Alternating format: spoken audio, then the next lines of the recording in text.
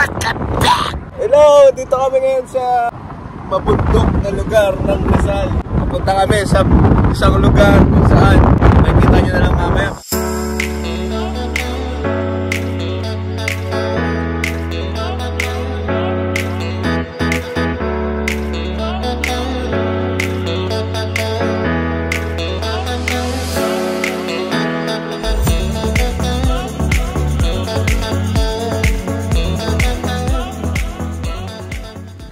Hindi namin alam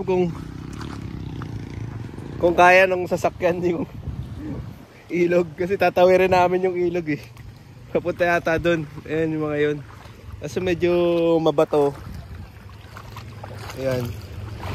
Pero baka hindi kaya eh. Parang feeling ko mataas eh. Feeling ko malalim. Hindi kaya nang. Doon tayo eh no. Hindi daw kaya ng sasakyan. Kaya gagawin namin, dilipat kami doon sa kabilang side para i-try. Meron yatang likuan dyan.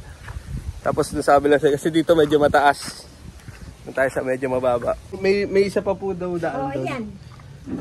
Balik kayo doon sa may kanto. Yung kanto po na yan? Oo. Opo. Pagkatapos diretso kayo. Yun, diretso rin. Iyan man din ang daan niya. Kami nga kahapon eh. Hindi na kami uwi hapon na. Opo. Hinila kami. Ay, ganun. Oo. Galing kami sa Tainis. Pero malapit na ho dito yon yung Marahuyo. Oo. Pagtawid ninyo yan, yung dire-diretso na. Apo. Bandang kaliwa. Kaliwa pa. Kanan. Apo. Sige ho, salamat ho. Tatry ho namin kung kaya.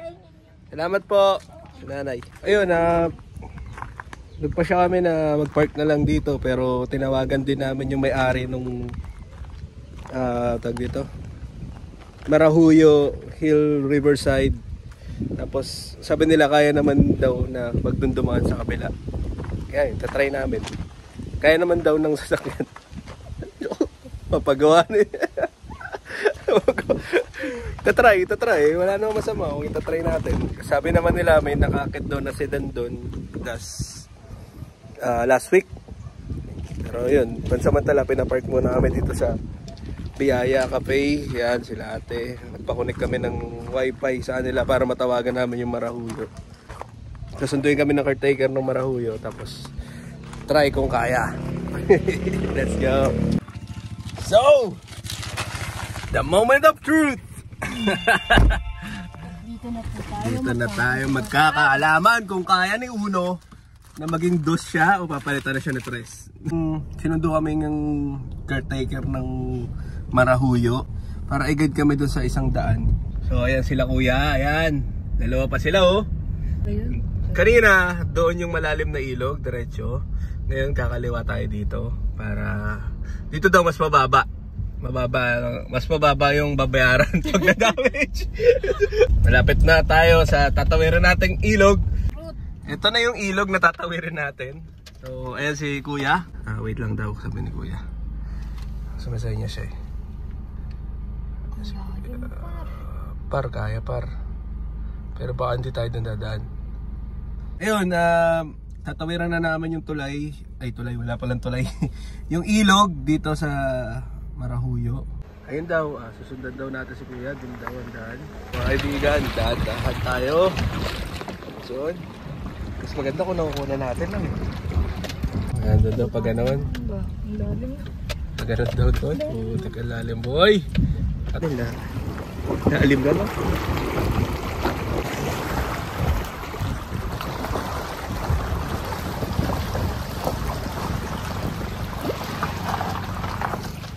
Yeah! Solid. Nakaya namin yung daan. So, sundan namin sila. Ay, napakagrabe. Pagsubok yun ah. Ito na yung ilog.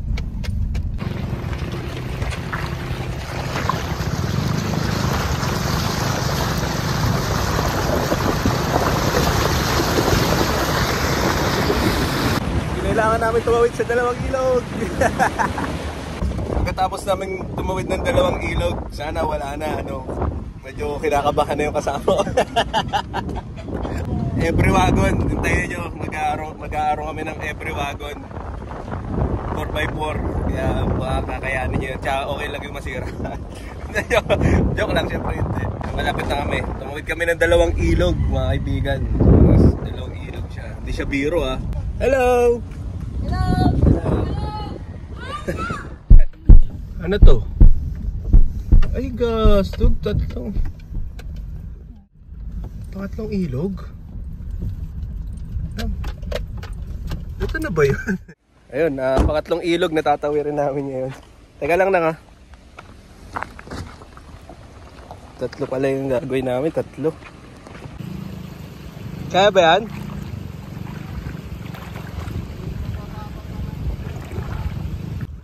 Saan dumadaan yung sedan dito? Dito daw dumadaan yung sedan eh. Mababa pa po yun dyan. Di ba ito lumalalim? Hindi.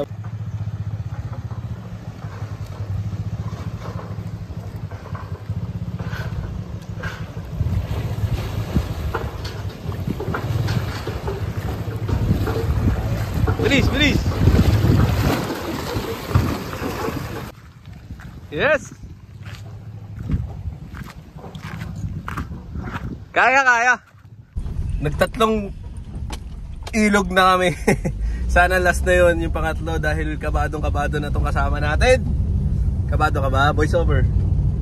Kinakabahan ka ba?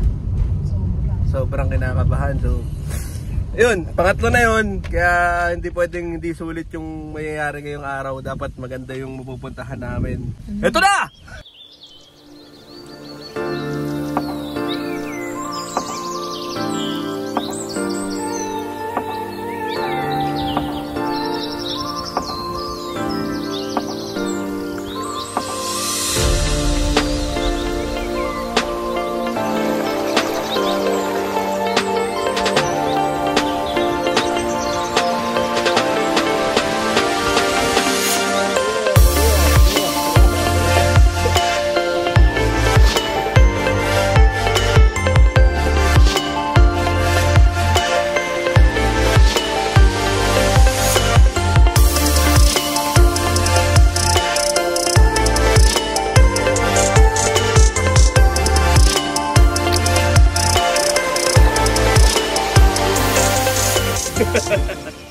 Nakabili tayo ng mga pwede natin kainin ngayon. Ito ay kangkong, makarel, tapos syempre itlog na maalat, tapos talong. Tapos nagsaing na rin ako. So, yan, bilis na, kumukulo-kulo na agad eh. Mamaya lugaw na yan.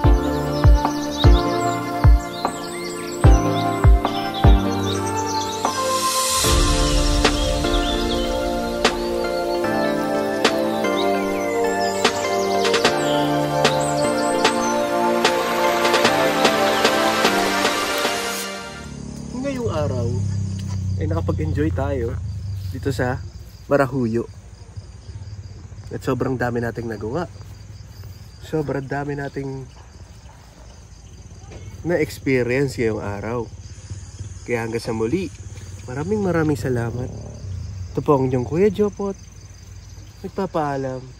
Hanggang sa muli, ito ang magpakain ka naman. Magpakain ka naman.